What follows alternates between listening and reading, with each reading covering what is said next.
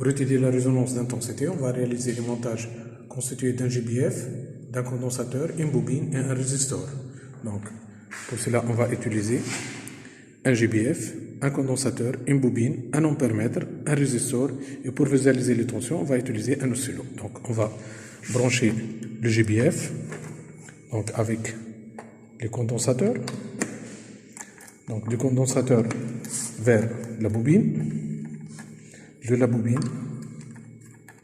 donc de la bobine vers l'ampèremètre et de l'ampèremètre vers le résistor, vers le GBF. Maintenant, on va brancher les voies de l'oscillo, donc pour visualiser la tension aux bornes du générateur, donc du pôle RLC, donc on va placer les voies 1, donc la masse. Donc, c'est la masse commune entre le générateur et le résistor. Et pour le voie 2, on va placer les fils pour visualiser la tension. Donc, on voit bien sur le stylo les deux courbes. Donc, pour une valeur de N inférieure à 1,0, donc, on voit bien que la tension, donc, on va visualiser la tension avant. Donc, les deux tensions.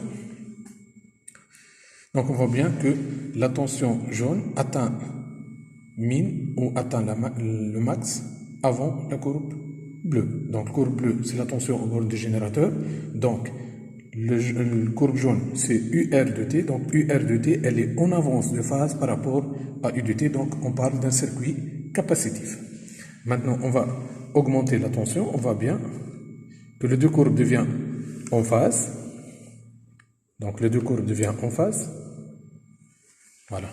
Donc, on est delta phi égale à 0. Donc, le décalage delta t égale à 0. Donc, les deux courbes deviennent en phase. Donc, circuit résistif. Maintenant, on va augmenter, on va dépasser la valeur 1,0. On voit que la courbe bleue atteint le max avant le courbe jaune. Donc, U de t, elle est en avance de phase par rapport à UR de t. Maintenant, on va étudier l'intensité. Donc, on voit l'ampèremètre. Donc, on va prendre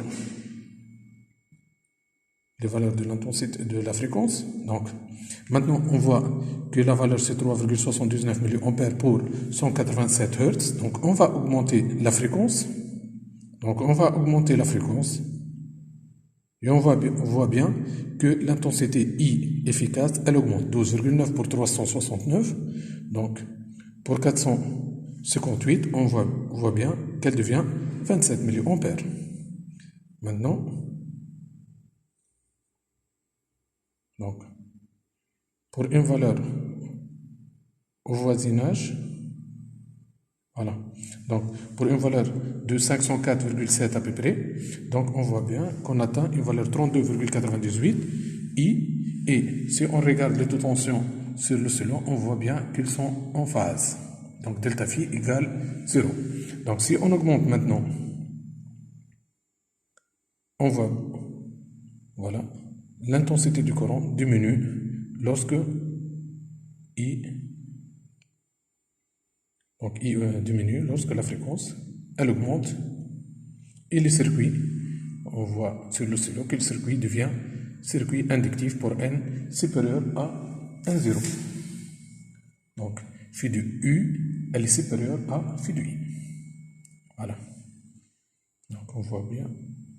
Donc, on peut déterminer la valeur expérimentale de la fréquence. Voilà. Donc, c'est la fréquence, c'est la résonance. Donc, voilà la valeur. Donc, on cherche la plus grande valeur du I.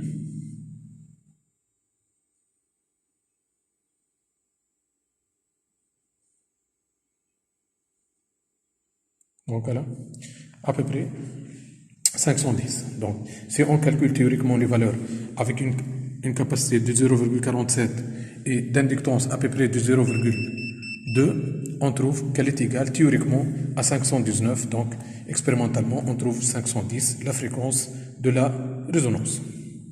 Merci.